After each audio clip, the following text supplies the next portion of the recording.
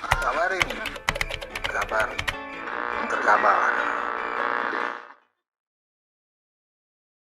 Cerita-cerita Pak Jokowi tidak bagus saya juga kadang-kadang heran gitu. Karena saya kenal beliau kan,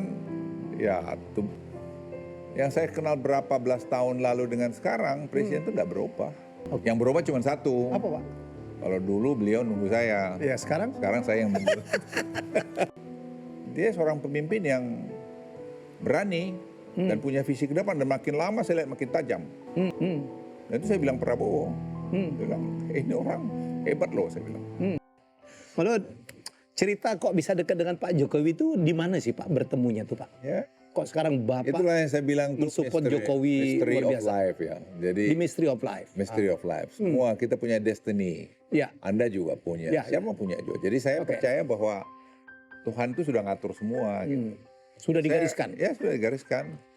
Jadi kalau orang kadang-kadang cerita-cerita Pak Jokowi tidak bagus, saya juga kadang-kadang heran gitu. Karena saya kenal beliau kan, masih wali kota yang di Solo lagi. Pengusaha furniture. Saya jenderal, hebat gitu Bintang rasanya, empat gitu ya. dapat punya lumayan uang lah gitu. Iya. Beliau kan sederhana. Oke. Tapi yang saya kenal berapa belas tahun lalu dengan sekarang, presiden itu tidak berubah. Oke. Jadi tetap beliau humble, tetap tegas, tetap berani. Yang berubah cuma satu. Apa, Pak? Kalau dulu beliau nunggu saya. Ya, sekarang? Sekarang saya yang nunggu. Itu aja berubah ya? Itu aja yang berubah. Jadi ya itulah tadi saya bilang destiny. Nah mungkin ada orang yang merasa, wah ini orang dari kampung tiba-tiba jadi presiden Republik Indonesia, gua elit dulu tiba-tiba masih kok jadi gini. Ya kamu harus percaya pada universe ini, alam ini. Iya. Itu kan yang mengatur kita semua. Oke. Kita kan tidak bisa. Helmi kan tidak bisa bilang, saya pengen jadi dubes, kan tidak bisa juga. Ya. Saya bayangkan sebagai military profesional, saya instruktur Helo, terjun bebas militer. Saya instruktur nembak, instruktur segala macam saya punya kualifikasi. Bagaimana rumusnya saya jadi dubes? Ya. Sekarang saya ngurusin ekonomi, orang tanya gini, bagaimana rumusnya? Saya tadi dulu tuh belajar bagaimana melakukan serangan ke gedung ini. Karena itu saya instruktur. Saya dulu instruktur di dalam bidang-bidang itu. Tapi balik-balik kita mesti percaya bahwa Tuhan sudah atur semua jalan hidup kita. Tinggal kita bagaimana lakonin dengan baik. Nah kalau balik dari Pak Jokowi, beliau juga tidak mau beliau jadi presiden. Artinya tidak merencanakan untuk jadi presiden. Tapi kalau saya boleh jujur menilai, kalau beliau atasan saya, ya menurut saya dia seorang pemimpin yang berani dan punya visi ke depan. Dan makin lama saya lihat makin tajam. Dalam proses pengambilan keputusan, ya saya lihat bagus. Dan itu saya bilang Prabowo. Saya bilang, ini orang hebat loh, saya bilang. Karena tidak ada pernah ragu. Ya paling dia bilang, saya minta waktu 1 hari, saya pengen merenung, lihat ya, dan orang sebagai pemimpin, saya kira wajar. Udah itu dia putusin, enggak, saya mau ini gitu. Nah, dan tidak ada bisnisnya. Anaknya pun, ibu pun tidak ada bisnis dalam pemerintah. Gimana Anda dapat pemimpin seperti itu? Apa yang beliau tidak bisa lakukan sebagai kepala negara? Ya, dia kedip mata aja kan orang juga terus mikir.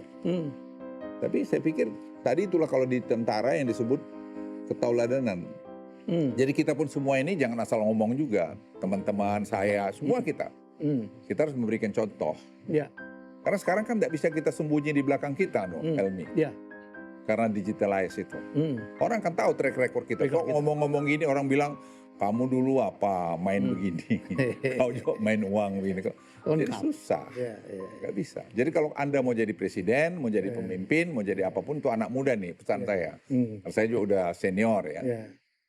Ya kau tatalah dirimu dari sekarang. Ya, karena kalau ada kelakuan-kelakuan sekarang itu pasti nanti kelihatan 5 tahun, 10 tahun, tercatat. Tahun akan datang. Nggak bisa nggak. Dan arah bertanya pada hati yang paling dalam. Am I right gitu. Itu yang saya sedih banyak pada intelektual kita ini asal ngomong aja, asal kritik. Padahal kalau dia lihat kaca pada dirinya sendiri, apa sih yang sudah kau lakukan pada Republik ini? Apa yang sudah kau kerjakan benar nggak sih? Kau membuat kebaikan, sharing happiness pada orang sekitar kamu. Kenapa sih mesti hanya lihat jeleknya orang? Kenapa? Jadi pertanyaan-pertanyaan seperti itu hemat saya sih mesti kita tanya pada diri kita masing-masing. Saya juga nanya gitu. Ya kenapa sih aku gini ya gitu. Saya suka ngomong juga sama istri saya. Mah ini kenapa sih gini-gini gitu. Ya kita ngomong. Jadi memang kita mesti melakukan refleksi masing-masing. Yang melakukan ya apa namanya ya. Melakukan ya refleksi. Mungkin meditasi kalau Anda nanya sendiri pada dirimu. Kenapa kau begitu gagah bilang, saya bisa beresin republik ini. Oke. Emang ini republik gede loh, jangan main-main loh. This is a big country, it's not banana republic loh. Anda mengklaim gampang saya bisa, di mana sukses storyku, tanya. Saya aja nggak berani klaim itu. I never ever claim. Ini karena saya, enggak, karena teamwork. Karena kita kerja rame-rame. Karena kepemimpinan yang bagus. Jadi apa yang sekarang kita kerjakan, kita semua voluntarily ngerjakan. Tapi saya tahu persis itu sekarang presiden cek sendiri langsung. Dan tadi saya ditelepon, mau pas lagi tadi ada telepon tanya ini bagaimana gini. Detail ditanya. Saya di tentara itu yang saya mau ada daerah operasi ya kita sebagai komandan kita tanya. Nuh kau di mana? Gimana posisimu? Di mana kau? Nah itu yang saya alami. Jadi kadang-kadang saya sedih terus bicara PKI, ya komunis. Siapa sih yang mau jadi komunis? Emang gila apa? Tapi di negara tertentu mungkin itu cocok ya hak dia. Itu juga kan tidak bisa larang-larang. Ya urusan dia itu. Bahwa kita sekarang Pancasila, ya kita laksanakan. Itu kan apa dari the founding father kita. Tahun 1745.